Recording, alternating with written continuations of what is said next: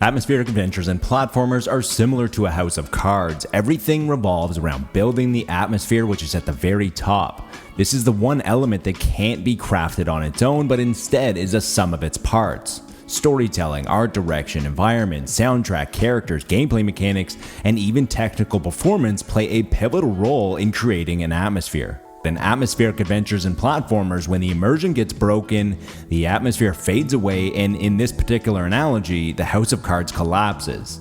In the case of Herdling, although there were some highs throughout the journey, there were too many elements that robbed the game of the necessary immersion required for a proper atmosphere, and as a result, the experience lacked emotional impact that the best in the genre have.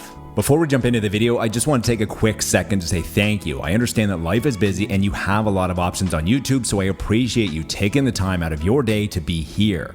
And I hope that you enjoy the rest of the video.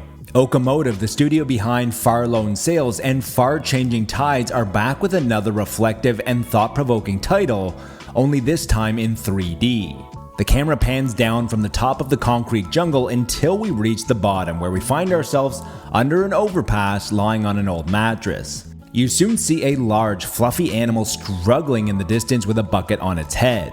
You help remove the bucket, the music slowly fades in, and the journey begins. You put your hand out to tame your first calicorn, who has found trust and companionship within you. Intuitively, you realize that your job is to collect as many calicorns as you can and navigate them out of the city safely through the forests and over the mountains. The closer you get to the edge of the city, the louder the music becomes, which is one of the highlights of the game, as it's able to capture the lighthearted nature of the animals, but also the harsh reality of the situation. At first, it's a little awkward to corral the herd, which is likely by design. Managing your herd is never easy and you always need to work at it, but you eventually get into a rhythm, and by the end it becomes second nature. Which way to go, which things to avoid, and how to stay out of trouble needs to be lessons that you learn by yourself on the road.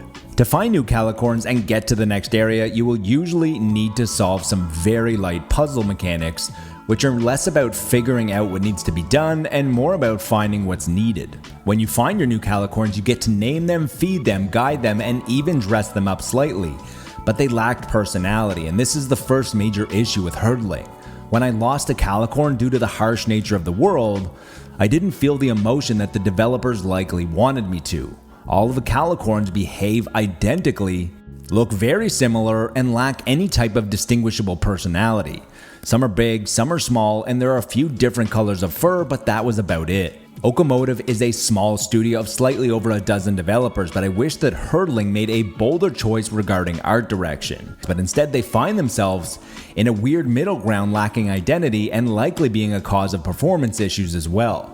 I played Herdling on both a 50 series PC and on Steam Deck, where Herdling is verified, and on Steam Deck it has trouble maintaining a solid 30 FPS as it frequently dips below that, and on PC it doesn't look nearly as good as it should. There are also plenty of technical issues no matter where you play, such as invisible walls, clipping, and when a large part of the atmosphere hinges on visuals and performance to relay emotions and tell the narrative through the environment, these issues were immersion breaking.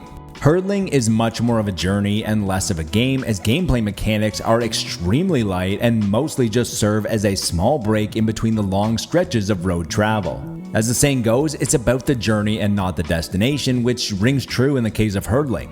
There are some interesting sections of the journey in Herdling. The concept was unique, the journey was succinct, and the score was phenomenal, but there were numerous elements that broke immersion, disrupted the atmosphere, and led to a destination that slightly underwhelmed when you arrive.